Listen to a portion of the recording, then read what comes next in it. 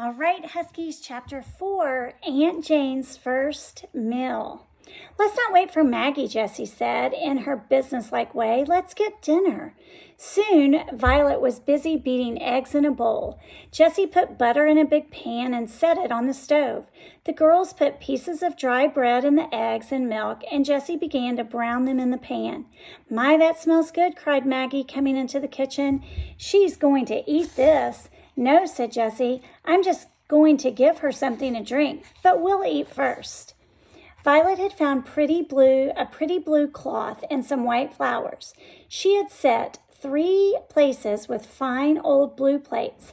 A knife and a fork were at each plate, and a glass of milk. All ready, Jessie said with a smile. Come on, Maggie, and sit down. I hope you'll have enough to eat tonight.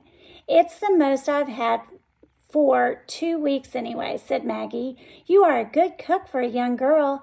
They did not hear a sound from the bedroom. At last, even Maggie couldn't eat any more. Now for Aunt Jane, said Violet, getting up. She opened the lunchbox and took out an orange. I could drink that myself, Violet said, watching Jessie mix the orange juice with a beaten egg. Jessie knocked gently on the bedroom door. Well, come in, said Aunt Jane. Don't stand there knocking.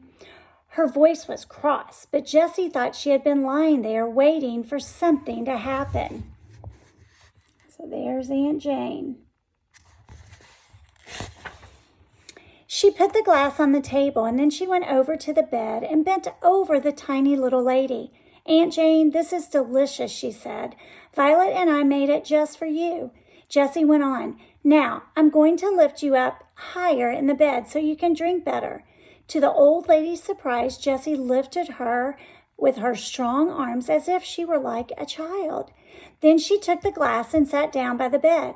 Drink it slowly, she said. As Benny would say, don't rush it.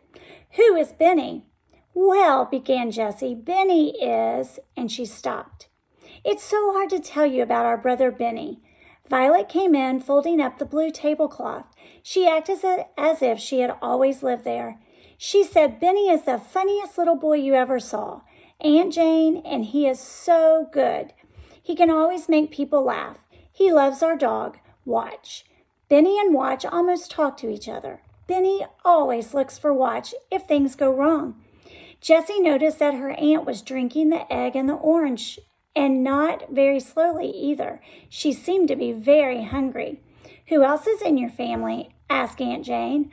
Well, there's Henry, said Jessie. He's our oldest brother. He is very clever and very kind and thoughtful.